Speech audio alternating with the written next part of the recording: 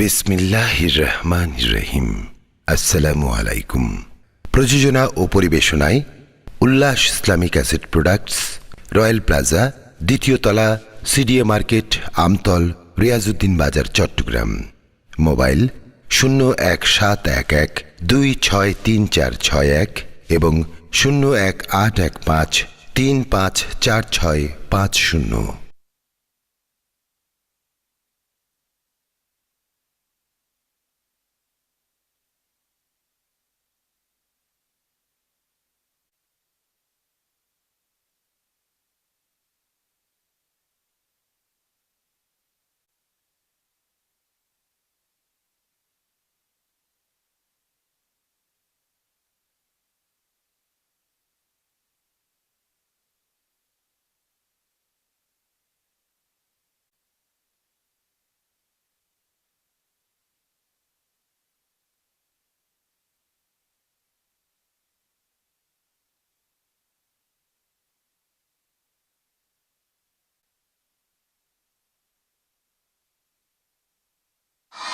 পৃথিবীর বুকে, এই ধরাতে, মাটির উপরে, আসমানের নিচে যতজন নবীর উম্মত এসেছেন তাদের মধ্যে আমরাই হচ্ছি সবচাইতে ভাগ্যবান। আর একটু জোরে বলেন না সুবহানাল্লাহ। আর একটু জোরে বলেন সুবহানাল্লাহ। এই ধরাতে, এই সূর্যের ছায়ায়, এই মেঘের ছায়ায়, এই জমিনের উপরে যত নবীর উম্মত দুনিয়াতে এসেছিলেন তাদের মধ্যে সবচাইতে শ্রেষ্ঠ, সবচাইতে সৌভাগ্যবান, সবচাইতে মর্যাদাওয়ালা, সবচাইতে সম্মানওয়ালা যদি কোনো নবীর উম্মতের লিস্টিকে টান দেওয়া হয়, কাউন্ট করা হয়, তাদের মধ্যে আল্লাহ পাকের অশেষ রহমতে আপনারা আমরা যারা শেষ নবীর উম্মত হিসেবে দুনিয়াতে এসেছি আমাদের অবস্থান থাকবে সবার উপরে। মাইকের আওয়াজ যদ্দূর যাচ্ছে, একজনও কিন্তু মুসা নবীর উম্মত নাই। একটু বোঝার চেষ্টা করবেন। মাইকের আওয়াজ যদ্দূর যাচ্ছে এর ভিতরে একজনও ঈসা নবীর উম্মত নাই, দাউদ নবীর উম্মত নাই। সব আমার নবীর উম্মত, আমরা যেই নবীর উম্মত সেই নবীর উম্মত। সুতরাং এখানে দলাদলি নাই তো, সব তো এক গ্রুপ। কথা বলে না, দলাদলি আছে নাকি? যদি মুসা আলাইহিস সালামের উম্মত থাকতো, ঈসা নবীর উম্মত থাকতো, তাহলে দলাদলি থাকতো। কথা বলেন, একটু আওয়াজ তো দিবেন। দলাদলি হয় কখন? যখন প্রধান আলাদা হয়ে যায়। আমাদের তো প্রধানই একজন, সুতরাং এখানে দলাদলির কোনো অবকাশ, গুতাগুতির কোনো অবকাশ। এক আল্লাহর বান্দা, এক নবীর উম্মত, এক কোরআনের অনুসারী, একটাই ধর্ম ইসলাম। কথা বলেন ঠিক না বেঠিক? সুতরাং সব কিছু দিয়ে আমরা পারফেক্ট আছি, শুধু আমরা একটা জায়গায় মাইর খেয়ে যাচ্ছি, সেটার নাম হচ্ছে মন। মন মন আমাদের গ্রাম আজকাল শহর হয়ে যাচ্ছে, মাটির ঘর চারতলা বিল্ডিং হয়ে যাচ্ছে। যেখানে এক সময় সাইকেল যাইতো না সেই জায়গায় এখন বর্তমানে প্রাডো গাড়ি ঢুকছে। আমাদের সায়েন্স ডেভেলপ হচ্ছে, আমাদের বিজ্ঞান ডেভেলপ হচ্ছে, আমাদের চিকিৎসা বিজ্ঞান ডেভেলপ হচ্ছে, আমাদের প্রতিষ্ঠান ডেভেলপ হচ্ছে, আমাদের ব্যাংক ডেভেলপ হচ্ছে। সব দিক দিয়ে আমরা ডেভেলপ করে যাচ্ছি, শুধু একটা জায়গায় আমরা মাইর খেয়ে যাচ্ছি। একটু যদি বিবেচনা করে দেখেন আপনি খুঁজে পাবেন সে একটা জায়গায় হচ্ছে মহাব্বতের জায়গায়, মহাব্বতের জায়গায়। তাই তো আজকে এক মায়ের পেট থেকে বের হয়ে দুই ভাই এক ভাইয়ের জানাজার মধ্যে উপস্থিত হচ্ছে না, শুধু মহাব্বত না থাকার কারণে। আমরা সব দিক দিয়ে উন্নত, এই কথা কেউ অস্বীকার করতে পারবেন না। আজকে যদি আপনি আপনার পরিবারকে একটু গবেষণা করে দেখেন, পরিবারের মধ্যে যে মনোমালিন্য, মহাব্বতের কম বেশি হওয়ার কারণে। কথা বলেন না কেন? 20 বছরের বন্ধুত্ব যদি ছুটে যায়, এই মহাব্বতের একটু কমতি হওয়ার কারণে। স্বীকার কিন্তু করতে পারবো আমরা না। গভীর মনোযোগ। আমি কোন দিলের কথা বলছি জানেন? আমি কোন মহাব্বতের কথা বলছি জানেন? মক্কার ভূখণ্ড থেকে হাজার হাজার দেবতা মূর্তির ভিতর থেকে লক্ষ লক্ষ কাফেরদের মাঝখান থেকে একদিন হঠাৎ করে একটা মিষ্টি সুরের আওয়াজ বের হয়। একটু বোঝার চেষ্টা করবেন আল্লাহর ওয়াস্তে। আমি আস্তে আস্তে বলবো যাতে আপনারা আস্তে আস্তে বুঝতে পারেন। আমাকে একটু জোরে জোরে আবার আস্তে আস্তে সহযোগিতা করেন না, জোরে জোরে করা লাগবে। আপনারা একটু আস্তে বলেন, আপনাদের কারণ ওনারা বলতে পারতেছে না, তো আপনারা একটু আস্তে আস্তে বলবেন, বড়দেরকে একটু বলতে দিয়ে। মক্কার বুকে হাজার হাজার মূর্তি, এই মূর্তির অনুসারী লক্ষ লক্ষ। এত অন্যায়ের ভিতরে একটা মাত্র মিষ্টি আওয়াজ বের হয়ে গেল একদিন, ইয়া আইয়ুহান নাস কুলু লা ইলাহা ইল্লাল্লাহ তুফলিহুন।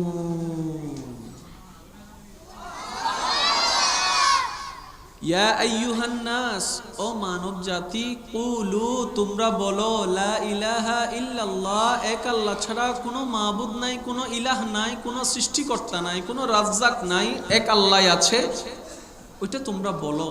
তুফলিহুন, তোমরা সফল হয়ে যাবে, তোমরা আর ব্যর্থ হওয়ার সুযোগ থাকবে না, তোমরাই সফল কাম হয়ে যাবে, তোমরাই সাকসেস হয়ে যাবে, তোমরাই পরীক্ষার মধ্যে বিজয়ী হয়ে যাবে।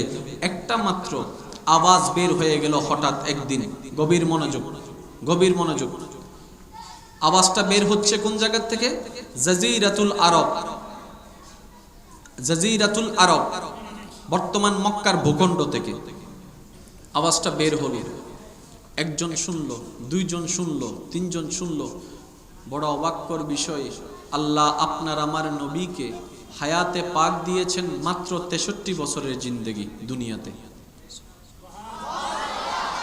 এই জিনিসটা একটু বোঝার চেষ্টা করবেন। আল্লাহ পাক আপনার আমার নবীকে দুনিয়ার জগতে হায়াতে পাক দিয়েছেন মাত্র 63 বছর জিন্দেগি মোবারক। তার মধ্যে 40 বছর পর্যন্ত আল্লাহ আমার নবীকে বলতেছেন, রসুল চুপ, কোনো কথা বলার দরকার নেই। আল্লাহ তোমার কথা বলবো না? আল্লাহ বলে যে না, চুপ, কোনো কথা বলার দরকার নেই। 40 বছর পর্যন্ত আল্লাহ আমার নবীকে চুপ করায় রাখছে। 63টা বছর হায়াতে 40 বছর মানিত অর্ধেকের অর্ধেক চুপ। এখন বলেন 40 বছর পর্যন্ত আপনার আমার নবী চুপ হয়ে রইলেন, নীরব হয়ে রইলেন, কোন আল্লাহর কথা বলে নাই, ধর্মের কথা নবী বলে নাই। বলা শুরু করছেন 40 থেকে, শেষ হলো 63তে, 23 বছরে। তাহলে 23 আর 40 কত? 63 বছর। গভীর মনোযোগ ইমানদার ভাইয়েরা, আল্লাহ পাক রব্বুল আলামিন মূসা নবীকে যখন পাঠিয়েছেন একটি এলাকার জন্য পাঠিয়েছেন, ঈসা পয়গম্বরকে পাঠিয়েছেন একটি এলাকার জন্য পাঠিয়েছেন, দাউদ পয়গম্বরকে পাঠিয়েছিলেন একটি নির্দিষ্ট এলাকার জন্য পাঠিয়েছিলেন, হযরত ইউসুফ পয়গম্বরকে পাঠিয়েছিলেন একটি নির্দিষ্ট এরিয়ার জন্য পাঠিয়েছিলেন। বুঝার জন্য বলতে হয়, আদম তোমার দায়িত্ব কুমিল্লা, ঈসা তোমার দায়িত্ব সিলেট, ইউসুফ তোমার দায়িত্ব চট্টগ্রাম, দাউদ তোমার দায়িত্ব নোয়াখালী, ইসহাক তোমার দায়িত্ব নরসিংদী।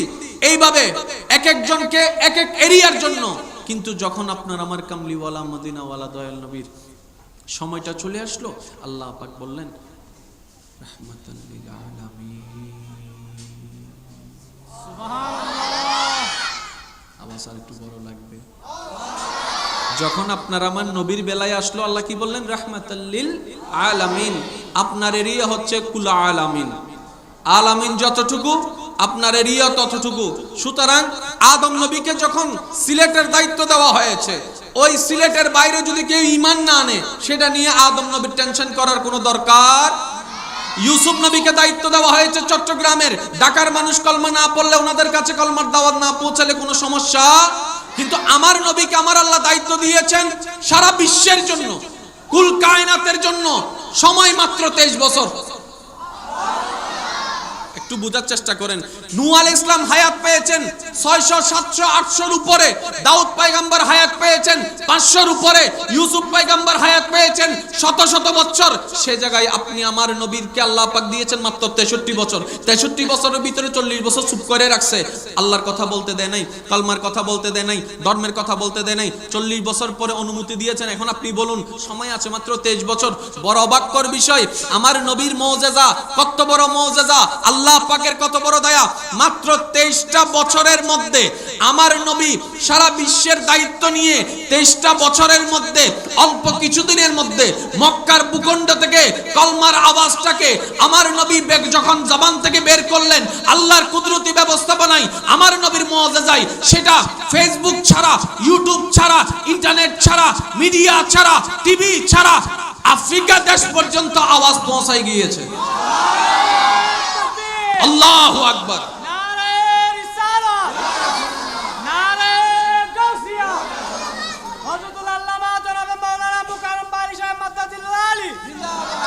উচ্চ আওয়াজে বলেন না সুবহানাল্লাহ। আর একটু জোরে বলতে হবে সুবহানাল্লাহ। সময় মাত্র কয় বছর? আরো জোরে। 23 বছর। পৌঁছায় দিয়েছেন কোথায়? আফ্রিকাতে।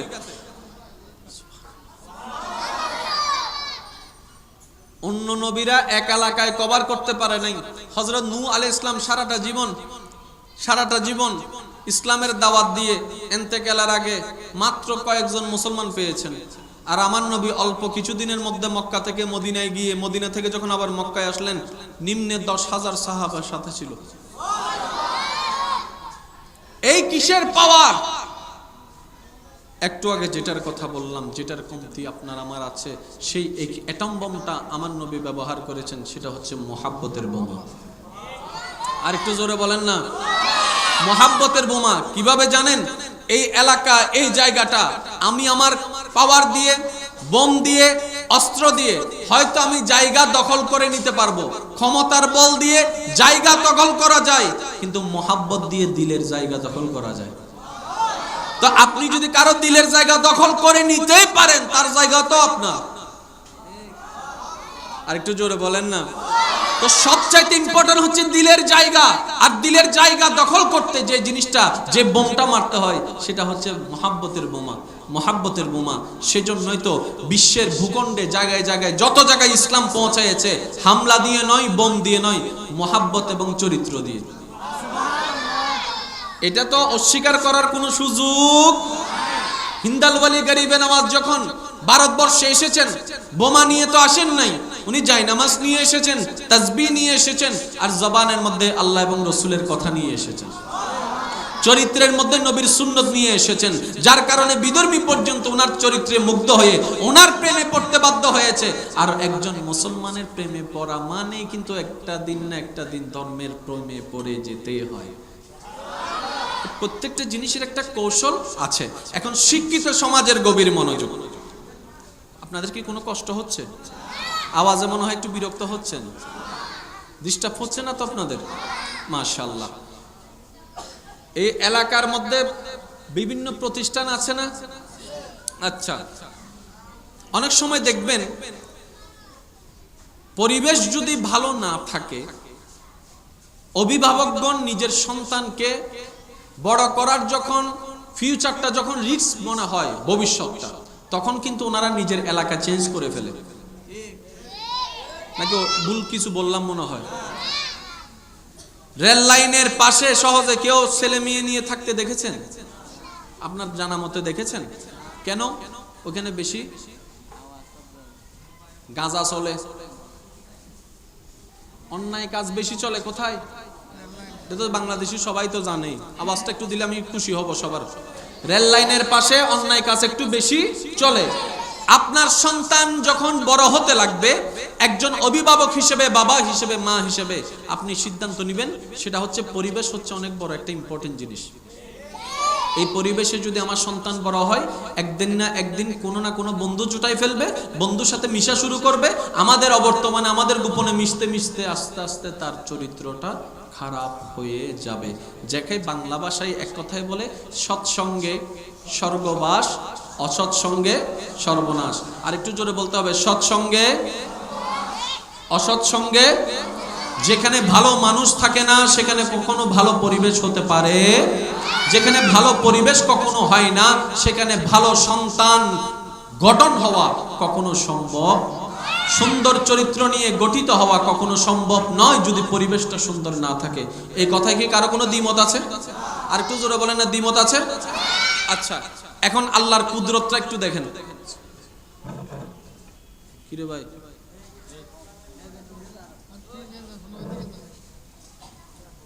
মহাব্বতের আওয়াজ একবার বলেন আলহামদুলিল্লাহ। এত আস্তে আওয়াজে, আর একটু জোরে বলেন আলহামদুলিল্লাহ।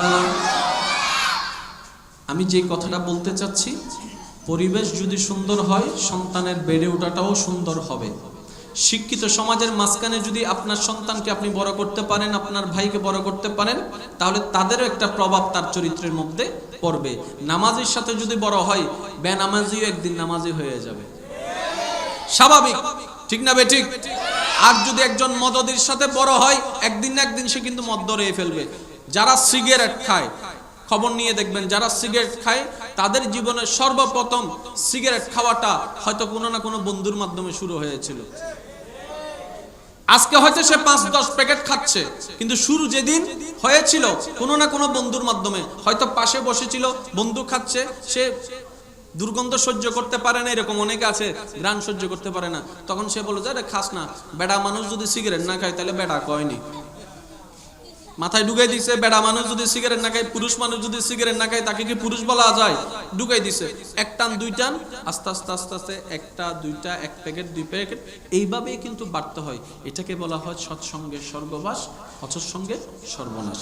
আচ্ছা, ইমানদার ভাইয়ের একটা আওয়াজ দিয়ে বলবেন কি, আপনার আমার নবীকে আল্লাহ পাক রব্বুল আলামিন এই পৃথিবীতে, এই ধরার বুকে যতগুলা দেশ ছিল তার মধ্যে কোন দেশে পাঠিয়েছিলেন?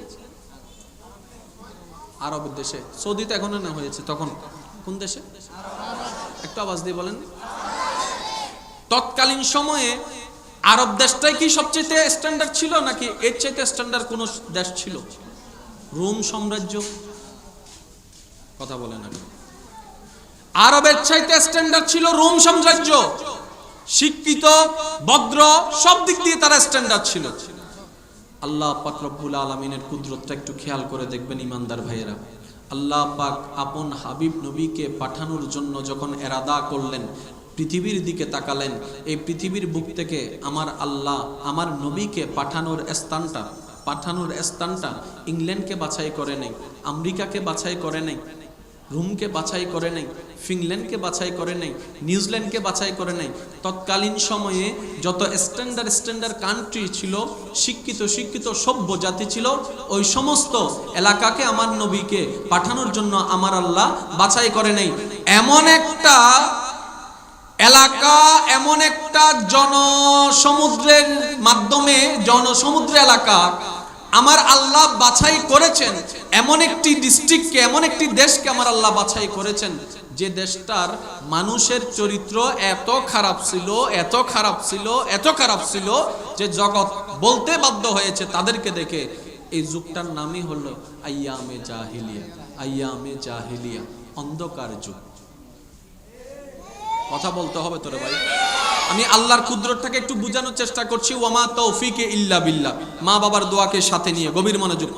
আল্লাহ নিজের প্রিয় বান্দাকে পাঠাচ্ছেন স্ট্যান্ডার্ড কোনো দেশে নয়, এমন কিছু মানুষের মধ্যে যারা চরিত্র এত খারাপ ছিল যে মায়ের সাথে পর্যন্ত জেনা করাটা তাদের কাছে অন্যায় মনে হতো না।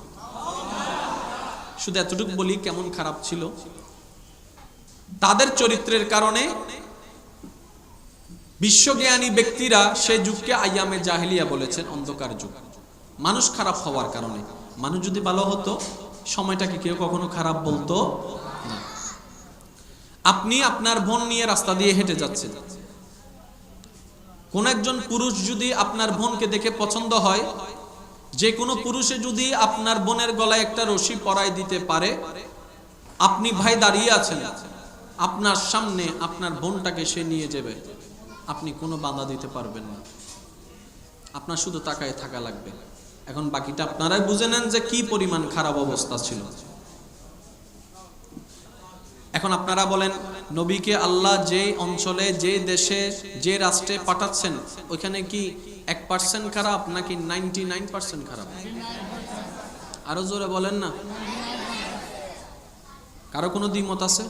আচ্ছা, অভিভাবক ছাড়া সন্তান কি কখনো ভালো গাইডলাইন পায়? অভিভাবকের মধ্যে সর্বপ্রথম ধরা যায় বাবাকে, মাকে, ঠিক না? মা বাবার ছায়া যদি মাথার উপর থেকে উঠে যায়, বেশিরভাগ সন্তানই পথভ্রষ্ট হয়ে যায়, অন্য লাইনে চলে যায় গাইডলাইন না থাকার কারণে। এখন দেখেন আল্লাহর কুদরত কাকে বলে। আর একটু জোরে। আমার আল্লাহ আমার নবীকে এই বিশ্ব ব্রহ্মাণ্ডের মধ্যে উন্নত রাষ্ট্রকে বাছাই না করে এমন একটি রাষ্ট্র বাছাই করেছেন যেটার নাম হচ্ছে জাজিরাতুল আরব। যে জাজিরাতুল আরবের মানুষের মন মানসিকতা, চিন্তা ভাবনা এত খারাপ ছিল, মায়ের সাথে জেনা করা, অবৈধ মিলন করাটা তাদের কাছে কোনো অন্যায় মনে হতো না। আর একটু জোরে।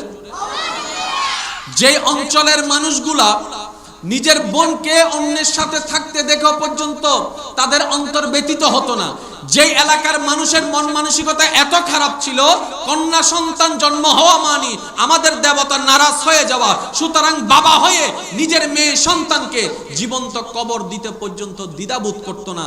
এত পাথর দিলের মানুষ ছিল সেই জগতের মানুষ, সেই সময়ের মানুষ।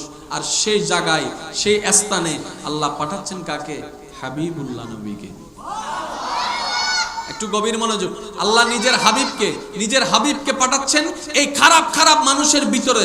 তাও আবার কি, দুনিয়াতে নবীজি তাশরীফ আনার আগেই আব্বাজানকে আল্লাহ নিয়ে গেলেন। নবী আসার আগে আব্বাজানকে নিয়ে গেলেন, নবী আসার কিছুদিন পরে আম্মাজানকে নিয়ে গেলেন, এর কিছুদিন পরে আব্দুল মুত্তালিবকে নিয়ে গেলেন।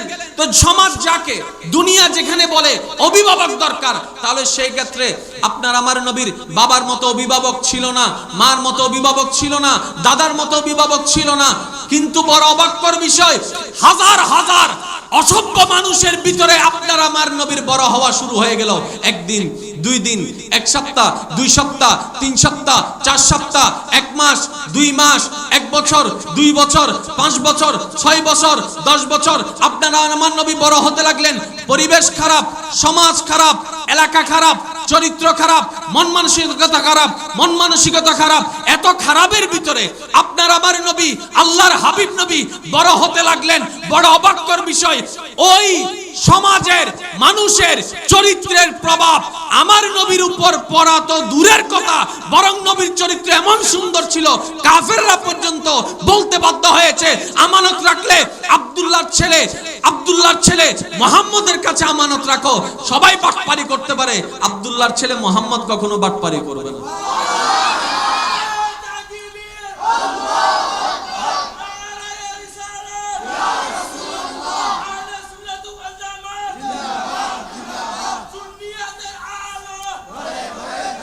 মহাব্বতের আওয়াজ একবার বলেন আলহামদুলিল্লাহ। শিক্ষিত সমাজ গভীর মনোযোগ। আমার নবী যেখানে বড় হচ্ছেন, পরিবেশের মধ্যে কি একজন খারাপ নাকি 1000 জন? কথা বলবেন না। একজন খারাপ, 2 জন খারাপ? তো আমার নবীর বন্ধুকে সৎসঙ্গে স্বর্গবাস তো আপনারাই বললেন, আপনারাই তো বললেন সৎসঙ্গে স্বর্গবাস, অসৎসঙ্গে সর্বনাশ। আশেপাশের মানুষ যদি খারাপ হয়, একদিন না একদিন খারাপ হয়ে যাবে। বড় অবাক্যর বিষয়, নবীকে খারাপ বানানো তো দূরের কথা, বরং একজন নবী 1000 জনকে ভালো বানায় ফেলছে। একটু ভেবে দেখেন, নিরপেক্ষ বিবেক। কারণ আপনার আমার মানা না মানা নিয়ে অতীত পাল্টাবে না, ভবিষ্যৎ পাল্টাবে না, কোরআনও পাল্টাবে না, হাদিসও পাল্টাবে না। আল্লাহর যেটা হুকুম সেটাই থাকবে। ডাইনে খারাপ, বামে খারাপ, সামনে খারাপ, পিছনে খারাপ। ডাইনে মদদি, সামনে জেনাখোর, বামে সুদদি, পিছনে মৃত্যু। এই রকমের ভিতরে আপনার আমার নবীর বড় হওয়া, তার উপরে বাবার মতো অভিভাবক নাই, যিনি শিখাই দিবে বাবা এটা করো, এটা করিও না, এভাবে চলো, এভাবে চলিও না। সে বাবা নাই, মাও নাই, দাদাও নাই। আমার নবীর অভিভাবক কই? অভিভাবক ছাড়া তো কখনো সন্তান সুন্দর পরিবেশে বড় হতে পারে না, সুন্দর চরিত্রে বড় হতে পারে না। দ্বিতীয় নম্বর কথা, যে যাকে দেখে তার মতো হওয়ার চেষ্টা করে। আমার নবী তেমন কাউকেই দেখলেন না যার চরিত্র দেখে আমার নবী নিজের চরিত্রকে সাজাবে, যার ব্যবহার দেখে আমার নবীর ব্যবহার শিখবে, এমনও তো কেউ নাই। কারণ বাটপারের বাটপার, চোরের চোর, জেনাখোর, সুদখোর, ঘুষখোর, সব বাটপারের বাটপার, সবগুলা ওই মক্কা নগরীতে যখন ছিল বাক্কা, ওই বাক্কা নগরীতে আজাজিরাতুল আরবের মধ্যে চারপাশে যাদের মেন্টালিটি এত খারাপ ছিল, মূর্তির সামনে মাথা ঝুঁকাইতে তাদের দ্বিধাবোধ হতো না, মূর্তির কাছে চাইতো, নিষ্প্রাণের কাছে চাইতো, এমন বাটপারদের ভিতরে আমার নবী বড় হচ্ছে। নবীর চরিত্র খারাপ করা তো দূরের কথা, আমার নবীর জীবনে একটা মিথ্যা কথাও বলে নাই। আরেকটু জোরে, আমার নবী সারাটা জীবনে একটা মিথ্যা কথাও, আরো জোরে বলেন না, আপনার আমার নবী সারাটা জীবনে একটা মিথ্যা কথাও। তাহলে একদিকে দেখেন পরিবেশ খারাপ, নবীর বড় হওয়া, একদিকে পরিবেশ খারাপ, অন্যদিকে অভিভাবক। এখন বলেন আপনার আমার সন্তান কিংবা আপনি আমি যদি এরকম একটা পরিবেশে বড় হইতাম, জীবনে কোনোদিন সৎ থাকতে পারতাম? কথা বলে না কেন? শুধু তা না, মডার্ন কান্ট্রিতে যাই আমাদের চরিত্র নষ্ট হয়ে যাচ্ছে। শিক্ষিত সমাজের মধ্যে থেকে আমরা বাটপারি করতেছি। কথা বলেন ঠিক না বেঠিক? সেই জায়গায় আমার নবী এমন যুগে বড় হচ্ছেন, এমন সময়ে বড় হচ্ছেন, অভিভাবকও নাই, সুন্দর পরিবেশও নাই, কিন্তু নবীর চরিত্র এত সুন্দর মোবারক ছিল, নবীর চরিত্র মোবারক এত সুন্দর ছিল, কাফেররা পর্যন্ত দেখে মুগ্ধ হয়ে গেল, কাফেররা পর্যন্ত দেখে মুগ্ধ হয়েও কাফেরদের মুখ থেকে নবীর প্রশংসা শোনা যাচ্ছে। আল্লাহ, ব্যাপার কি? আমাদের বিবেক তো থমকে গেল, এটা তো কখনো সম্ভব না। এই পরিবেশে থেকে এমন সুন্দর চরিত্রের অধিকারী হওয়া, কথা বলেন না কেন? এই পরিবেশে থেকে অভিভাবক ছাড়া এমন সুন্দর চরিত্রের অধিকারী হওয়া সম্ভব? বড় অবাককর বিষয়। এত চ্যালেঞ্জিং পরিবেশে নবী এমন একটা সুন্দর চরিত্র বানিয়ে বড় হলেন, আমার নবীর চরিত্রের প্রশংসা পর্যন্ত কোরআন করতে বাধ্য হয়ে গেল। যে কোরআনে কোনো ভেজাল, যে কোরআন কারো পক্ষেও নয়, কারো বিপক্ষেও নয়, হকের পক্ষে, সেই কোরআন পর্যন্ত যার চরিত্রের প্রশংসা করে, ইন্নাকা লাআলা খুলুকিন আযীম। মামলা কি? আমরা সবাই উম্মত হিসেবে তো অধিকার আছে নবীকে প্রশ্ন করার।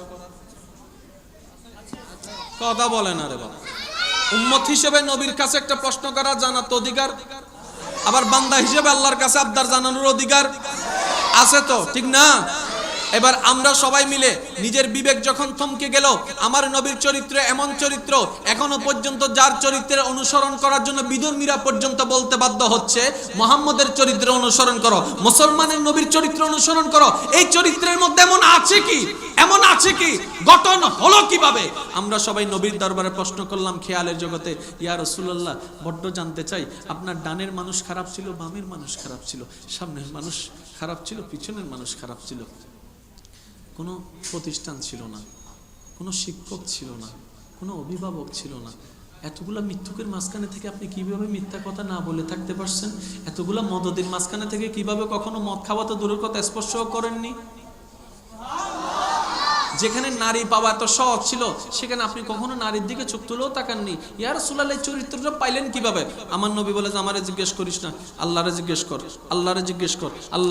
কর। আরেকটু জোরে বলেন না। এবার খেয়ালের জগতে আমরা সব বান্দারা মিলে তাজ্জুব নয়নে, তাজ্জুব বিবেকে আল্লাহর দরবারে প্রশ্ন করলাম, রব্বে করিম, ইটস ইম্পসিবল, টোটালি ইম্পসিবল। সমস্ত সমাজ বিজ্ঞানী বলে যে এটা সম্ভব না, সমস্ত রাষ্ট্রবিজ্ঞানী বলে যে সম্ভব না, এটা সম্ভব হলো কিভাবে? আল্লাহ বলে যে, তোদের বিবেক যেখানে যায় শেষ হয়, সেখান থেকে আমার কুদরত মাত্র শুরু না হয়। ও বান্দা, তোদের সাথে আমার কোনো কথা নাই, তোরা আমার সাথে কথা বলতে পারবি না, আমি বললেও তোরা শোনার কোনো ক্ষমতা নাই। তাই তো তোদের জন্য একটা কোরআন পাঠিয়ে দিয়েছি, কোরআন পর, আমার সাথে কথা বলা হয়ে যাবে। মনে যত প্রশ্ন কোরআনকে কর, কোরআন আমার পক্ষ থেকে উত্তর দিয়ে দিবে, কারণ আমি আল্লাহ আলেমুল গায়ব, সবকিছু জানি। কোন বান্দা কখন কি প্রশ্ন করতে পারে, মনে কি আসতে পারে, আমি সব ব্যবস্থা কোরআনের মধ্যে দিয়ে দিয়েছি। সময়ে 10-20 বছর পরে বইয়ের মোড়ক চেঞ্জ করতে হয়, প্রচ্ছদ চেঞ্জ করতে হয়। স্বতন্ত্র কোরআন এমন একটি কিতাব, দাদার আমলও যেটা, নাতির আমলও সেটা, আমাদের আমলও যেটা, আপনার আমার নাতির আমলও থাকবে সেটা, কিয়ামতের আগেও থাকবে এটা, জের জবর পর্যন্ত চেঞ্জ হবে না। এবার আল্লাহ বলে যে কোরআনকে প্রশ্ন কর। কোরআনকে যখন প্রশ্ন করলাম, ও কোরআন, নবীর চরিত্র এত কঠিন পরিস্থিতির মধ্যে থাকার পরও এত সুন্দর চরিত্র, মনোমুগ্ধকর চরিত্র কিভাবে হলো যে 2020 সালের মতো মডার্ন যুগে, ডিজিটাল যুগের মধ্যে শিক্ষিত মানুষের কাছে এখনো পর্যন্ত নবীর চরিত্র আইডল হয়ে গেল? তখন কোরআন উত্তর দেয়, হবে নাই বা কেন? আমার নবী পরিবেশ হয়তো ভালো ছিল না, আমার নবীর অভিভাবক হয়তো বাবা ছিল না, আমার নবীর অভিভাবক হয়তো দাদা ছিল না, আমার নবীর সুন্দর চরিত্র বানাই দেওয়ার জন্য হয়তো মা ছিল না, তোরা সেইভাবেই দেখছিস। আরে শুন শুন, ইন্নাকা বিআয়ুনিনা, রব্বে করিম বলে, ও রাসূল, আপনার প্রতিটা মাস, প্রতিটা সপ্তাহ, প্রতিটা ঘন্টা, প্রতিটা মিনিট, প্রতিটা সেকেন্ড আপনার বাবা লাগবে না গাইডলাইন দেওয়ার জন্য, আপনার মা লাগবে না গাইডলাইন দেওয়ার জন্য, এগুলো মানুষের লাগবে, আপনার লাগবে না। আপনার গাইডলাইন দেওয়ার জন্য আমি আল্লাহই যথেষ্ট। ইন্নাকা বিআয়ুনিনা, আপনি প্রতিটা সেকেন্ডে আমি আল্লাহর চোখের সামনেই আছেন। সুবহানাল্লাহ।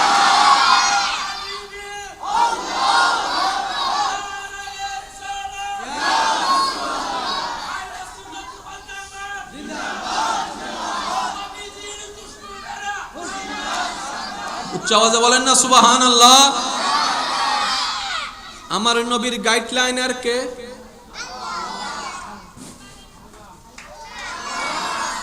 আল্লাহ হইলে মনে মামলা টামলা দিব আল্লাহর কে। আওয়াজ বিললে ছোটকা ফুল ভলিউমে জিবে আওয়াজ দিবের শক্তি দিবেন না। আমি দেখতে যদি কিপটামি করি, খালিয়ে যদি বাবা বানাই দেয় কেন করিবে? না পারিব আল্লাহর কেন? না পারিব তো না, আল্লাহ ফাইতো না। আল্লাহর কে ক্ষমতা আছে না বানারও বাবা বানাই তো না? আওয়াজ হদ তুরও কিচ্ছু নাই। জিবে আওয়াজ দিয়ে হইবেল্লাই ইবেন নাম মানে কেন উচ্চারণ করি না? হইবেন না মন দিয়ে রে। আমার নবীর গাইডলাইনার কে? আমার নবীর গাইডলাইনার কে? যার গাইডলাইনার আল্লাহ হয়ে যায়, তার চরিত্রের মধ্যে কমতি কি থাকতে পারে? ওনার বসার মধ্যে কি কোনো ভুল থাকতে পারে? আমি সকলের আওয়াজটা শুনতে চাচ্ছি একটু। আমার নবীর শোয়ার মধ্যে কোনো ভুল থাকতে পারে? আমার নবীর চরিত্র মোবারক আল্লাহ পাক গাইডলাইনার হয়েছেন বলেই তো বিধর্মীরা পর্যন্ত নবীর চরিত্রের প্রশংসা করতে আজকে বাধ্য হয়ে যাচ্ছে। জিসকা কোই সানি নেহি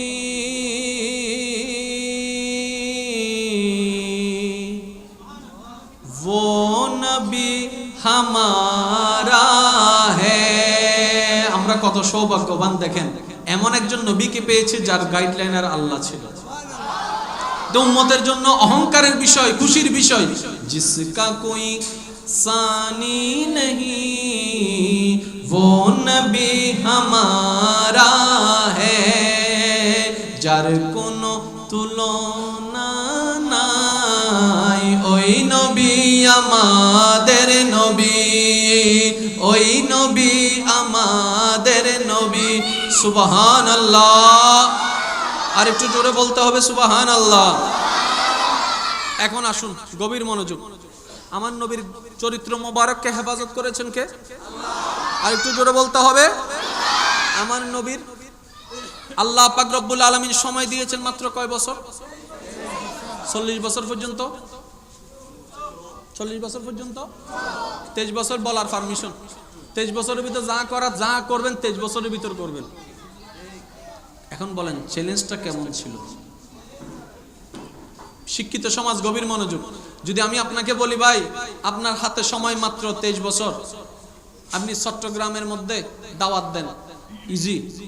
যদি আপনাকে বলা হয় আপনার সময় 23 বছর, সারা বিশ্বে দাওয়াত পৌঁছাই দেন, তখন আপনি বলবেন যে বিমানত গড়ি যাইতে যাইতেও তো অর্ধেক বছর যাইব গো, দাওয়াত পৌঁছাইতাম।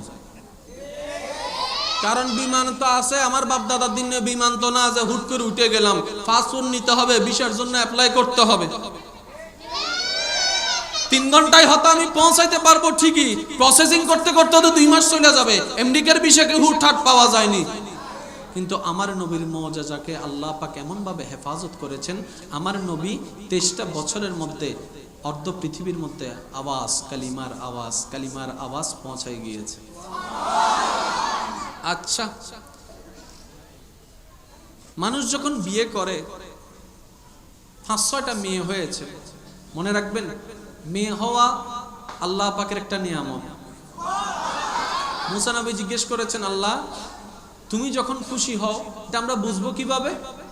তখন আল্লাহ পাক রব্বুল আলামিন বললেন, মুসা যখন আমি খুশি হই তখন আমি 3টা কাজ করি। সুবহানাল্লাহ, গরজা হই। আমি আল্লাহ যখন খুশি হই তখন 3টা কাজ করি। 1 নাম্বার, আমি আসমান থেকে বৃষ্টি বর্ষণ করি।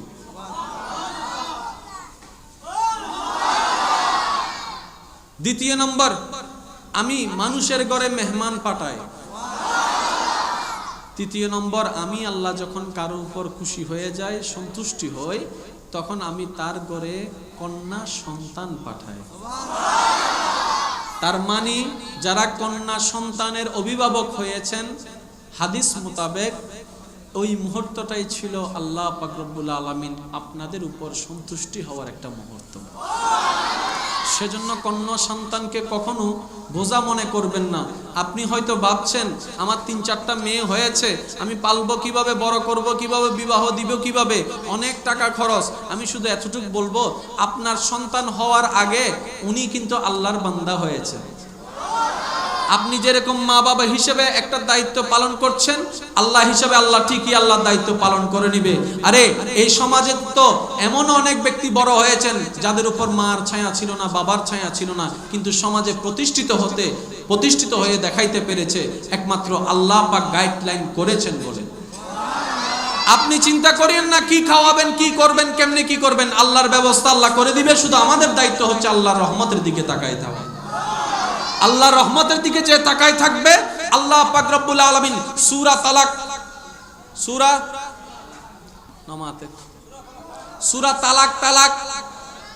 সূরা কি আয়াত নাম্বার 2 শেষের অংশ, আল্লাহ পাক রব্বুল আলামিন বলেন, কোন বান্দা যখন কষ্ট পেয়ে বিপদে আটকে পড়ে, যখন সে পেরেশান হয়ে যায়, বাঁচার কোনো রাস্তা সে খুঁজে না পায়, সব দিক দিয়ে রাস্তা বন্ধ দেখে, বাঁচার কোনো উপায় নাই, গলায় গলায় ঋণ হয়েছে, টেনশনে সে মরে যাচ্ছে, কেমনে আমি এতগুলা ঋণ পরিশোধ করব? সে বিপদে পড়ে গিয়েছে, সাহায্য করার মতো তাকে পাশে কেউ পাচ্ছে না, বড় টেনশনে পড়ে গিয়েছে। এমন কোন কঠিন অবস্থায় যদি আমার কোনো বান্দা আমি আল্লাহকে মহাব্বত করে, আমি আল্লাহকে ভয় করে আমার দিকে তাকায় থাকে, ওয়ামান ইয়াত্তাকিল্লাহ ইয়াজআল লাহু মাখরাজান, আমি আল্লাহর দিকে যদি কোনো বান্দা ভয়ে তাকায় থাকে, মহাব্বতে তাকায় থাকে, বিশ্বাস নিয়ে তাকায় থাকে, আমি আল্লাহ কথা দিলাম ইয়াজআল লাহু মাখরাজান, সে যতই কঠিন বিপদে থাকুক না কেন, কষ্টে থাকুক না কেন, ওইখান থেকে বের হওয়ার রাস্তা আমি আল্লাহ নিজেই তার জন্য করে দিব। আল্লাহর পক্ষ থেকে কিন্তু অ্যালাউন্স চলে আসছে, আমাদের শুধু এখন গ্রহণ করাটা বাকি। আর একটু জোরে বলেন না, আল্লাহর পক্ষ থেকে অ্যালাউন্স চলে আসছে, বান্দা এই করো, এই ফ্যাসিলিটি নাও। আল্লাহ পাক ফ্যাসিলিটি দিতে প্রস্তুত, আমাদের শুধু এখন নেওয়াটা বাকি আছে। আল্লাহ পাক বলছেন, আমাকে ভয় কর, আমাকে ভয় কর, আমার দিকে তাকায় থাক। যদি আমার দিকে ভক্তি বিশ্বাস নিয়ে তাকায় থাকতে পারোস, ইয়াজআল লাহু মাখরাজান, আমি কথা দিলাম এমন জায়গা থেকে রাস্তা বাইর করে দিব, তুই কল্পনাও করবি না এখান থেকেও যে একটা রাস্তা বাইর হইতে পারে। সত্যি করে বলেন, জীবনে আল্লাহ পাক এরকম অনেক বিপদ থেকে আপনাকে আমাকে বাঁচাইছে কি বাঁচায় নাই? নিজের জীবনকে একটু পর্যালোচনা করে বলেন, আল্লাহ পাক অনেক বিপদ থেকে বাঁচাইছে কি বাঁচাই নাই? আমরা এক সময় চিন্তা করেছিলাম, হায় হায় কি করব, এখানে তো আর বাঁচার কোনো উপায়। কিছুদিন পরে দেখা যায় কেমনে কেমনে ব্যাপারটা সলভ হয়ে গেছে। বাবা আপনারা কথা বললে আমি শেষ করে দিতে হবে, আমি চলে যাব, আপনারা আওয়াজ করবেন। আর মাহফিলের পরে দুনিয়ার 10 চকলেট দিয়ে মুখবো কেন? চুপ করে বইতে হবে। হক লা ইলাহা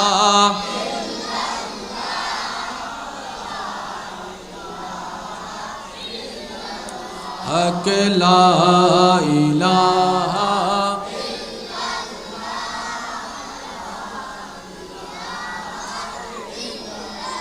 মোহাব্বতের আওয়াজ একবার বলেন মারহাবা, আর একটু জোরে বলেন না মারহাবা।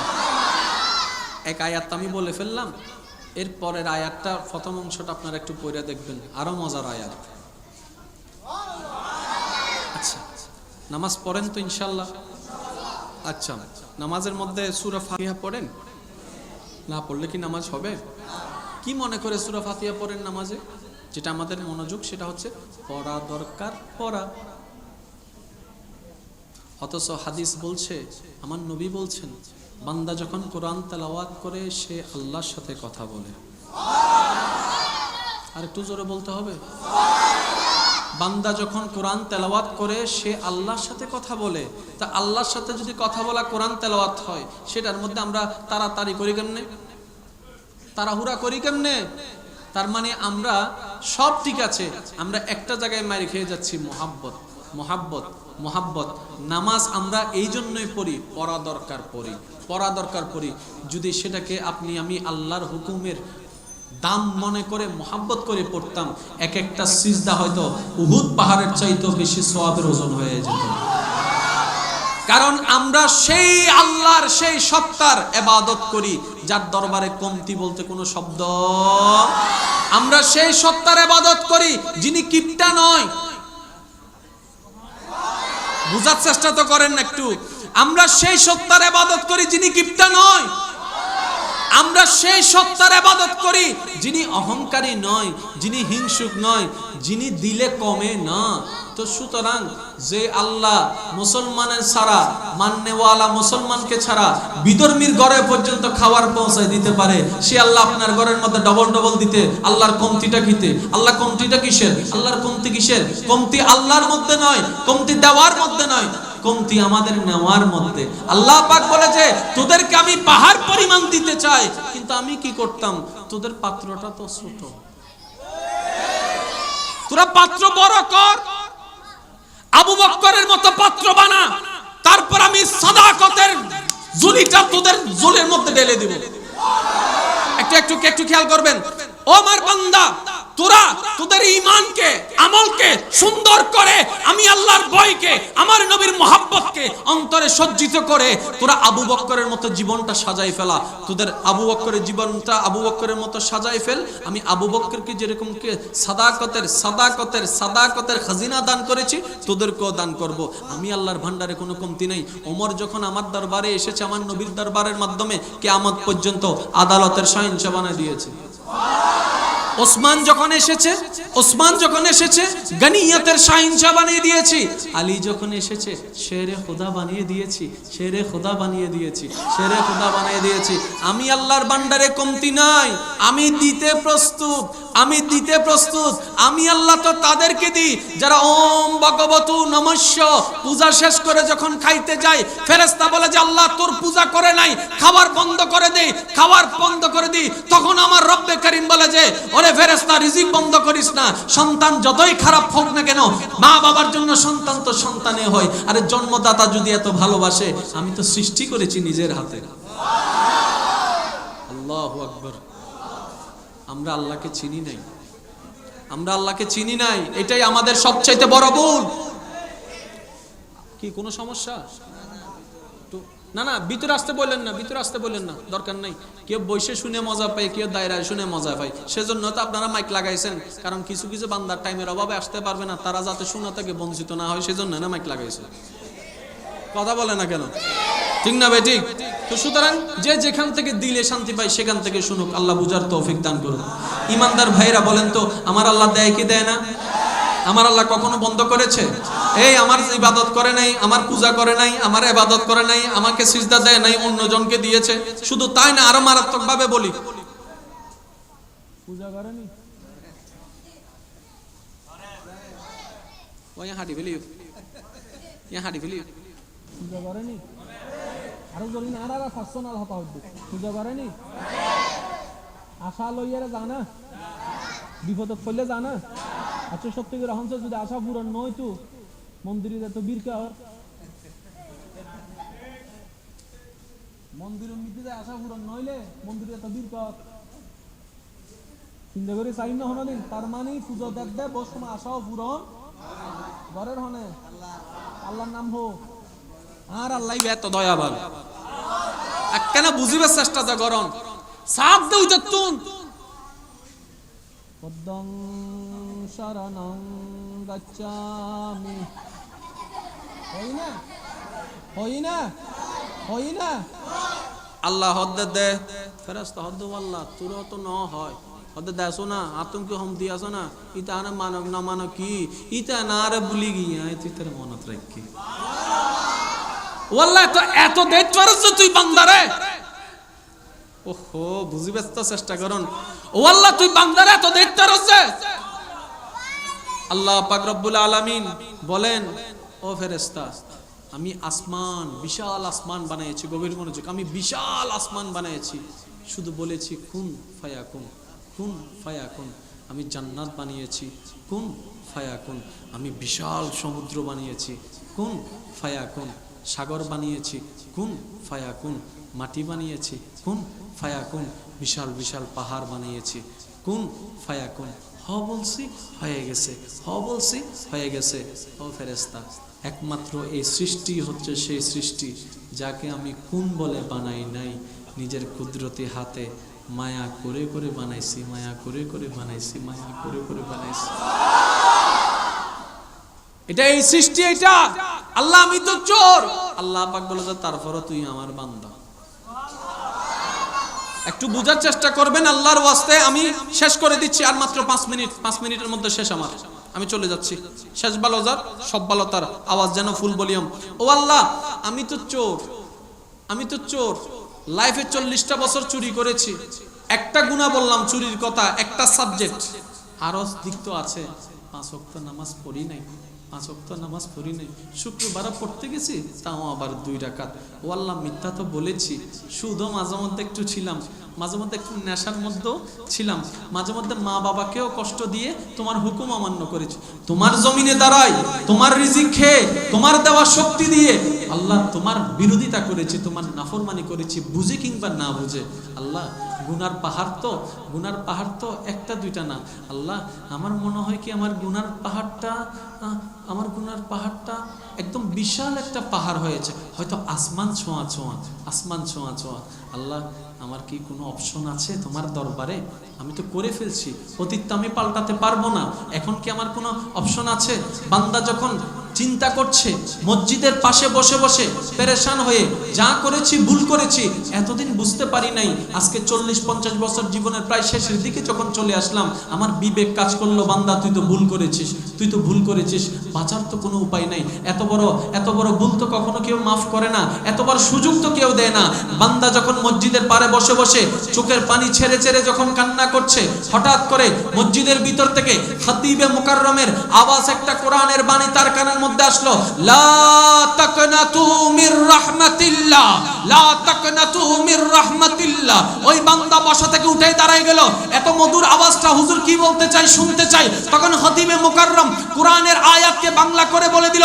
লা তাকনাতু মির রাহমাতিল্লাহ কুল ইন কুনতুম লা তাকনাতু মির রাহমাতিল্লাহ কখনোই কোনো অবস্থায় আমি আল্লাহর রহমত থেকে নিরাশ হয়ো না ইন্নাল্লাহা ইয়াগফিরুয যুনুবা জামিয়া তখন খতিবে মুকাররম বলে কোন বান্দা যদি 40 বছরে 40,000 গুনাহ নিয়ে আল্লাহর দরবারে একবার শুধু তওবা করে বলে আল্লাহ ভুল করেছি maaf করে দাও তুমি রহমান তুমি রহিম তুমি গফফার তুমি সত্তার আমার আল্লাহ বলে বান্দা মা গাররাকা বিরাব্বিকাল কারীম বান্দা দুনিয়াতে যখন তুই একটা ভুল করেছিস তোর মা বাবা পর্যন্ত তোকে পিটাইছে আমি আল্লাহ তোকে পিটাবো না বান্দা মা গাররাকা বিরাব্বিকাল কারীম ভয় পাইস না আমার দিকে ফিরাই আল্লাহ গুনাহ তো হাজারটা করেছি জাহান্নামের আগুন তো আমাকে জ্বালাই ফেলবে আল্লাহ পাক বলবে যে আমার রহমত তোকে জ্বালাইতে দিবে না বান্দা একবার শুধু তুই তওবা কর তোর সারা জীবনের গুনাহকে আমি এমন ভাবে মুছে দিব বাম কাঁধের ফেরেশতা টের পাবে না বলেন সুবহানাল্লাহ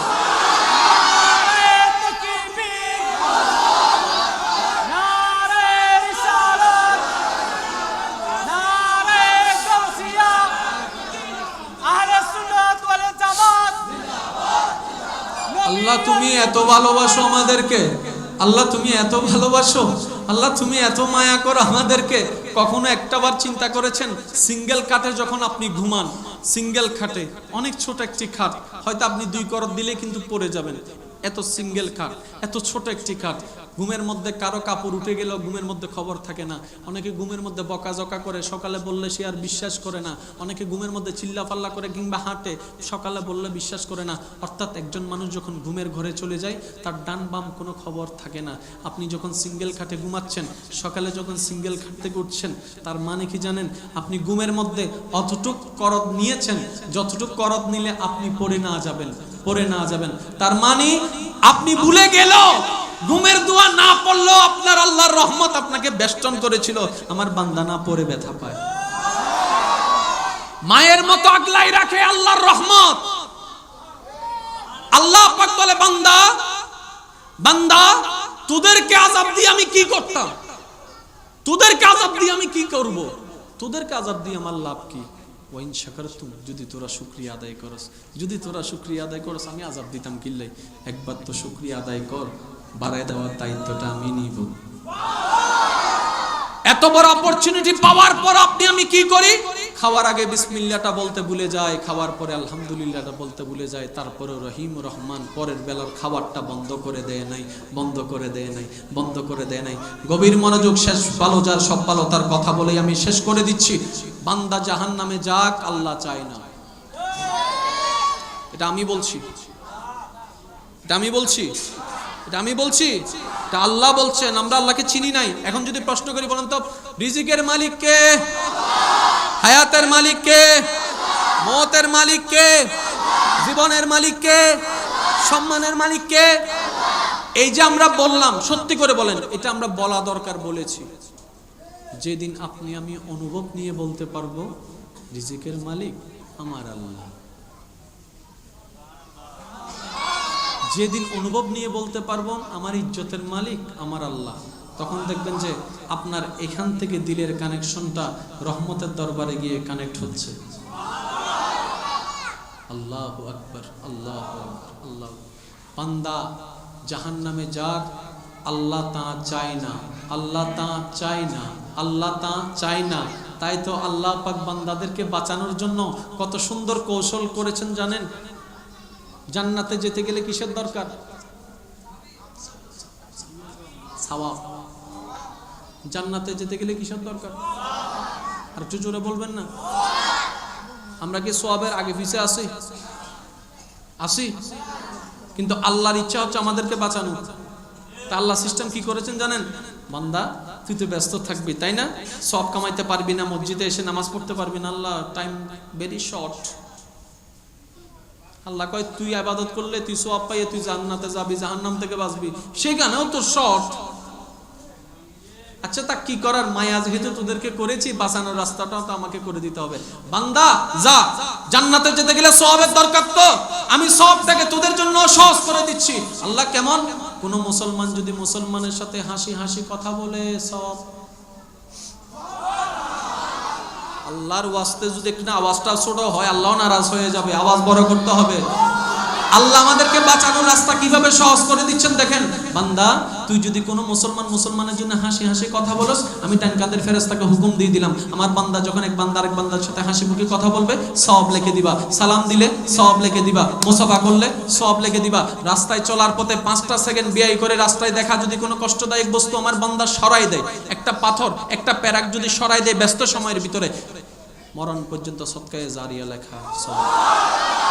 মসজিদের দিকে তাকাইলে সওয়াব, মসজিদের দিকে তাকাইলে সওয়াব। মা বাবার চেহারার দিকে মাত্র 5টা সেকেন্ড তুই সময় দে, হজের সওয়াবের ব্যবস্থা আমি করে দিচ্ছি।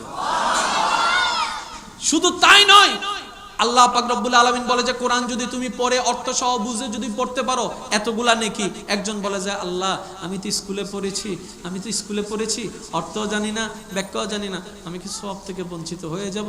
আল্লাহ পাক বলে যে আমার বান্দা আবার বঞ্চিত হয় কেমনে রে? আমার বান্দা আবার বঞ্চিত হয় কেমনে? তুমি পড়লে সওয়াব, ও অর্থ করে ব্যাখ্যা করে পড়তেছে সওয়াব। আমি তো স্কুলের ছাত্র, ব্যাখ্যা অর্থ জানি না, আমি মন খারাপ করলাম, আল্লাহ বলে যে মন খারাপ করিস না, তুই পড়লে সওয়াব। পিছন থেকে একজনে বলে যে আল্লাহ আমি জীবন স্কুলের গণ্ডিতে যাই নাই, মাদ্রাসার গণ্ডিতে যাই নাই, তাহলে সওয়াব তো সবগুলো হুজুররা পাবে আর স্কুলের ছাত্র পাবে, আমি কি? আল্লাহ পাক বলে যে তুই পড়তে পারবি না। আল্লাহ না তো আচ্ছা যা তুই দেখলে সওয়াব। তুই কোরআনকে দেখলে সওয়াব। আর এক আন্দাইয়া কয় আল্লাহ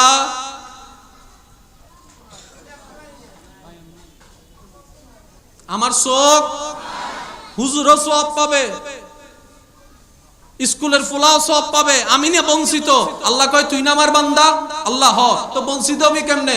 বান্দা তোর চোখ না কি হয়েছে তুই শুনলে সওয়াব।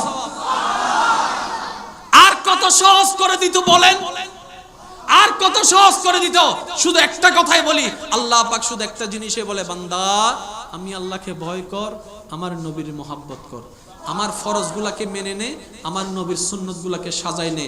তুই অল্প আমল করে অল্প আমল করে ঈমানটাকে সাথে নিয়ে তুই হাসরের ময়দানে আয়, বাকি ব্যবস্থা আমি করেই দিব। কারণ নবীজি বলেছেন আল্লাহ পাকের কাছে 100 ভাগ রহমত রয়েছে, মিয়াতু রাহমাতিন, আল্লাহর কাছে 100 ভাগ রহমত রয়েছে, তার মধ্যে মাত্র 1 ভাগ রহমত আল্লাহ দুনিয়াতে ছেড়ে দিয়েছেন। এই রহমতের কারণে এত প্রেম, এত ভালোবাসা, এত আবেগ, এত মায়া, এত মমতা। 3 দিন থেকে যাওয়ার পরে, বিদায় নেওয়ার পরে বান্ধবী জড়ায় ধরে কান্দে, ওই মায়া মাত্র ওই 1 ভাগের।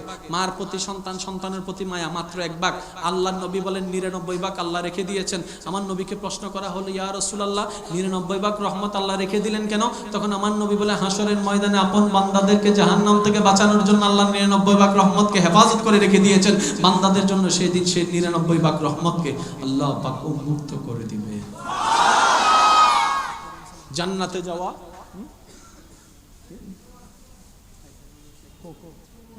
দেন সমস্যা নেই। নারে তাকবীর,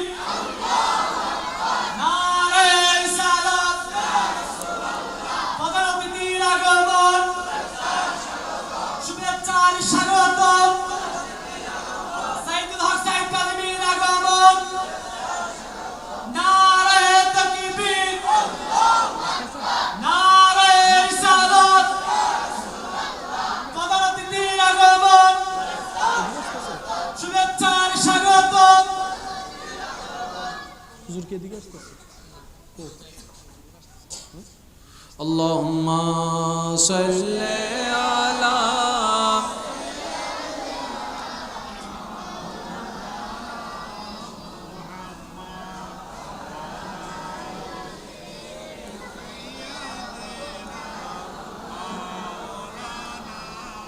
মোহাব্বতের আওয়াজ একবার বলেন আলহামদুলিল্লাহ। সত্যি করে একটা কথা বলেন তো, আল্লাহ পাক রব্বুল আলামিন যদি আমাদের গুনাহগুলা প্রকাশ করে দিতেন, কিংবা এমন করতেন সিস্টেমটা, যদি যে গুনাহ করবে তার শরীর থেকে দুর্গন্ধ বের হবে, তা সত্যি করে বলেন তো আজকে কি আপনি আমি একজন আরেকজনের পাশে বসতে পারতাম? আল্লাহ চাইলে করতে পারতেন, সর্বক্ষমতার অধিকারী, কিন্তু বান্দা অসম্মানিত হবে, বেইজ্জত হবে বলে আল্লাহ সেই গুনাহটাকে পর্যন্ত গোপন করে রেখে দিয়েছেন। গুনাহকে গুনাহ কেন বলা হয় জানেন? গুনাহকে গুনাহ এই কারণে বলা হয়, কর্মের কারণে জাহান্নাম যাবে এটা না, কর্মটার মধ্যে এমন আছে কি যেটার কারণে সেটা গুনাহ পরিবর্তন হচ্ছে, গুনাহ রূপান্তর হচ্ছে, এই কর্মের মধ্যে আছে কি? গুনাহকে গুনাহ এই কারণে বলা হয় কারণ ওই কর্মটার মধ্যে আল্লাহ পাকের নারাজি, আল্লাহর কষ্ট পাওয়া আছে বলেই কাজটা গুনাহ হচ্ছে। ওই কাজের মধ্যে আল্লাহ পাকের নারাজি আছে বলেই ওই কাজটা কি হিসেবে? গুনাহ হিসেবে গণিত হচ্ছে, না হয় আর কিছুই নয়। কাজ তো কাজই, কথা বলেন না কেন? আপনি যখন গুনাহকে কাজের হিসাবের কথা বাদ দিয়ে মাথা থেকে গুনাহকে যখন আল্লাহর নারাজের হিসেবে চিন্তা করবেন, দেখবেন যে অটোমেটিকলি ভাবে আস্তে আস্তে 1টা 2টা 3টা গুনাহ থেকে আপনি নিজের লাইফটাকে আস্তে আস্তে সেভ করতে পারবেন। একদিনে তো সম্ভব নয়, 1 সপ্তাহে সম্ভব নয়, চেষ্টা করে দেখতে সমস্যা কি? আরেকটা আওয়াজ দিয়ে বলেন, চেষ্টা করে দেখতে কোনো সমস্যা আছে? চেষ্টা করে দেখতে কোনো সমস্যা নাই। হাদিস শরীফ একটু খুলে দেখুন, পড়লে অবাক হয়ে যাবেন। মূসা আলাইহিস সালামের একজন উম্মত হাসরের ময়দানে হিসাবে জাহান্নামী হবে, ফেরেশতা তাকে ধরে জাহান্নামের দিকে নিয়ে যাবে। আল্লাহ পাক বলবে যে ফেরেশতা দাঁড়াও, তাকে জান্নাত দিয়ে দাও। এই আস্তে সুবহানাল্লাহ, হিসাবের পাল্লায় সে জাহান্নামী, আল্লাহ বলবেন তাকে জান্নাত দিয়ে দাও। ফেরেশতা বলবে আল্লাহ হিসাবে তো জাহান্নাম, জান্নাত কেন? আল্লাহ পাক বলে যে আমি তার সারা জীবনের গুনাহ মাফ করেছি। ফেরেশতা জিজ্ঞেস করবে আল্লাহ তার তো কোনো সওয়াবই নাই, গুনাহ কিভাবে মাফ হলো? আল্লাহ পাক রব্বুল আলামিন ফেরেশতাদেরকে বলবেন আমার এই বান্দা দুনিয়াতে থাকা অবস্থায় একদিন, গভীর মনোযোগ, একদিন ঘুমন্ত অবস্থায় কাত হওয়ার সময় আমি আল্লাহর নাম ধরে একবার ডেকেছিল, ওই দিনের ওই টাকাটাকে আমি কবুল করে সারা জীবনের গুনাহকে মাফ করে দিয়েছি। কারণ যতই গুনাহ হোক আমি আল্লাহর নামের চাইতে ওজনদার তো আর হবে না। হাদিসের ভাষায় এটাকে বলা হয়েছে রাহমাতি আলা গাযাবি। আল্লাহ পাক উম্মতে মুহাম্মাদের জন্য স্পেশাল কিছু সুযোগ দান করেছেন, যেমন লাইলাতুল কদর। আমাদের যেহেতু হায়াত কম, আল্লাহ পাক লাইলাতুল কদরের মতো রাত দান করে দিয়েছেন। আমাদের যেহেতু সময় কম, ব্যস্ততা বেশি, সেজন্য 3 বার কুল হুয়াল্লাহ পড়লে 1 খতম কোরআনের সওয়াবের ব্যবস্থা করে দেওয়া। এগুলা কেন? আমরা যাতে অন্য নবীর উম্মতের তুলনায় পিছাই না পড়ি। আল্লাহর ওয়াস্তে শুধু মাথার মধ্যে একটা কথা বসাই ফেলেন, আমি চৌধুরী বংশের ছেলে হওয়ার কারণে, আমি সৈয়দ বংশের ছেলে হওয়ার কারণে, আমার বাবা যদি একজন ডাক্তার হয়, একজন ইঞ্জিনিয়ার হয়, একজন এমপি হয়, একজন মন্ত্রী হয়, ওনার সন্তান হওয়ার কারণে যদি আমি যেখানে সেখানে যেতে না পারি, যেখানে সেখানে বসতে না পারি, যে সেই কাজ করাটা যদি আমার বংশের, আমার বাবার ইজ্জতের ক্ষতি হয়, আমি যেই দিন 2টা পরিচয় মাথায় বসাই ফেলতে পারবো।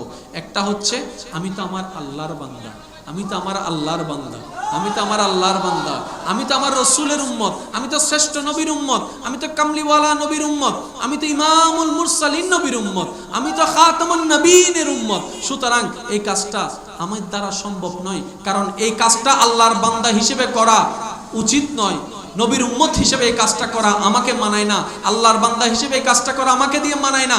যেদিন আপনি এই প্রেমের সাগরে ডুব দিবেন, সেদিন দেখবেন যে আপনার জীবনটা এমনিতেই পরিবর্তন হতে থাকবে। শুরু করছিলাম যেখানে সেখানে চলে যাচ্ছি। সব আছে আমাদের, একটা জিনিসের কমতি। আরো জোরানো হর, সব কিছু আছে আমাদের, শুধু একটা জিনিসের কমতি। পরিবারের মধ্যেও মহাব্বত কমতি, সমাজের মধ্যেও মহাব্বত কমতি, এমনকি নামাজের ভিতরেও মহাব্বত কমতি। নবী বলছেন বান্দা যখন সিজদায় যায় তার কপালটা মাটিতে লাগে না, আল্লাহর রহমতের দরবারে গিয়ে লাগে। তো যদি কথাটাই সত্য হয়, আপনি আমি সিজদার মধ্যে একটু দেরি হইলে কাশি দেই কেন? অনেকে দেখেন না সিজদার মধ্যে,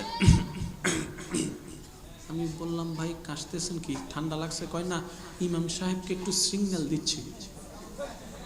আমি বললাম এটা আবার কিরকম সিগন্যাল, মিস কলটা কিরকম ভাবে দিলেন? কয় মসজিদের ভিতরে নামাজ অবস্থায় কথা বলা তো যায় না, মসজিদের ভিতরেও দুনিয়াবি কথা বলা যায় না, আমার মাসালা ঠিকই জানা আছে, সেজন্য একটু হুজুর আমার 3 বার শেষ হয়েছে, আপনার যদি একটু শেষ হয় একটু তাড়াতাড়ি উঠেন, আমার আবার অফিস আছে। তো সিজদা যদি হয় কপালটা মওলার দরবারে লাগে, এই প্রেমটা যেই দিন জেগে যাবে, শুধু এতটুকুই বলবো। নামাজ পড়লে, কোরআন তেলাওয়াত করলে সওয়াব আছে না নাই? কবুল করার মালিক কে? এখন একটু খেয়াল করেন, একজন বান্দা সূরা ফাতিহা তেলাওয়াত করছে, আলহামদুলিল্লাহি রাব্বিল আলামিন আর রহমানির রহিম মালিকি ইয়াউমিদ্দিন ইয়াকা না'বুদু ওয়া ইয়াকা নাস্তাঈন ইহদিনাস সিরাতাল মুস্তাকিম সিরাতাল লাযিনা আন'আমতা আলাইহিম গায়রিল মাগদুবি আলাইহিম ওয়ালাদ-দাল্লিন।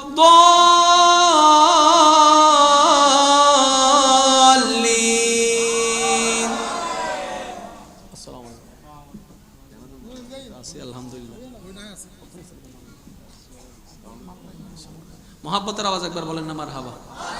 হুজুর চলে এসেছে, আমার বিদায় ঘন্টা বেজেছে, শেষ। তেলাওয়াত করছে কি করে নাই? তেলাওয়াত করছে কি করে নাই?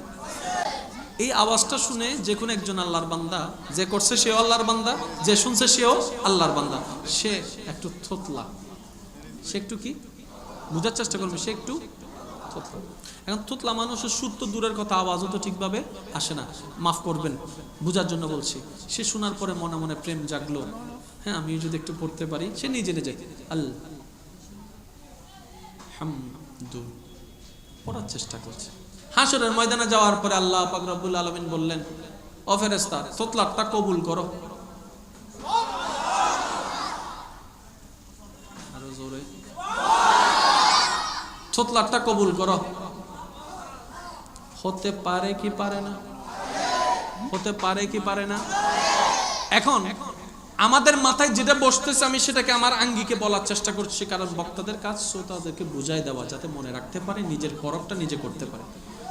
ফেরেশতা বলল, আল্লাহ এত সুন্দর সুর দিয়ে পড়লো, টান দিয়ে পড়লো, এটা তোমার ভালো লাগলো না, থুতলা এটা ভালো লাগছে। যেটা আমাদের মাথায় আসলো আর কি, যেটা আমাদের মাথায় আসবে, এত সুন্দর টান দিয়ে পড়ছে, এটা তোমার পছন্দ হয় না, থুতলা একটা ভালো লাগছে। আল্লাহ পাকের উত্তরটা দেখেন। আল্লাহ পাক বলে, ও আমার ফেরেশতা, তোরা সুর দেখেছিস, টান দেখেছিস, আমি তো মনটাই না দেখেছি, মনটাই না দেখেছি, মনটাই না দেখেছি, মনটাই না দেখেছি, মনটাই না দেখেছি। ফরজ ইবাদত দিয়ে ওলি হওয়া যায় না। যারা ওলি হয়েছেন, প্রিয় হয়েছেন, তাদের জীবনী কাটেন ফরজের সাথে নফল, ফরজের সাথে নফল। এখন বলেন তো আল্লাহর দরবারে ফরজ বেশি প্রিয় নাকি নফল বেশি প্রিয়? ফরজ হই দিব হন্য চাই, চাই ফরজ পরি ওলি দিল কো দেখান চাই, শুধু ফরজ নফল না করে। প্রশ্নটা বুঝেন নাই আপনি, মনোযোগ দেন একটু। আমি বলেছি শুধু ফরজ দিয়ে আল্লাহর প্রিয় বান্দা হয়েছে এমন কেউ যারাই হয়েছেন, ওনাদের জীবন কাটতে দেখা যায় ফরজের পাশাপাশি নফলও যোগ হয়েছে। কেন? ফরজ হচ্ছে আল্লাহর হুকুম, হুকুম পালন করলে ফরজ হয়ে যায়। নফল আল্লাহ বলেও নাই, আল্লাহ বলেছে বান্দা তুই 4 রাকাত পড়, এটা ফরজ আদায় হয়ে গেল, ডিউটি পালন করেছে। আল্লাহ একবারও বলে নাই, সে আল্লাহ বলেছেন উল্টা কি, বান্দা রাত্রেটা একটু ঘুমাই যাস, রাত্রে ঘুমাই যাস। সে বান্দা আল্লাহর প্রেমে পড়ে রাতের ঘুম হারাম করে সারা রাত দাঁড়ায় দাঁড়ায় নামাজ পড়তে পড়তে পা পর্যন্ত ফুলে ফেলছে। আল্লাহ পাক বলেছে আমি তারা বলি নাই, সে আমার জন্য এত কষ্ট করলো, এত কষ্ট করলো, এত কষ্ট করলো, সেজন্য নফল ইবাদত আল্লাহর বেশি প্রিয়। ফরজ সারা নফল এটা না, ফরজ ওয়ালা নফল, এতটুকু বুঝতে হবে। আল্লাহ পাক আমাদের বুঝার তৌফিক দান করুক, আমিন। নবীর আদর্শ, নবীর চরিত্র মোবারক এমন একটি জিনিস, এমন একটি নিয়ামত, যেটাকে বিধর্মীরা পর্যন্ত গ্রহণ করলে তাদের চরিত্র, তাদের জীবনটা পর্যন্ত সুন্দর হয়ে যাবে। কারণ কোরআনটা হুদাল্লিন নাস বলা হয়েছে, হুদাল্লিন মুসলিমিন বলা হয় নাই।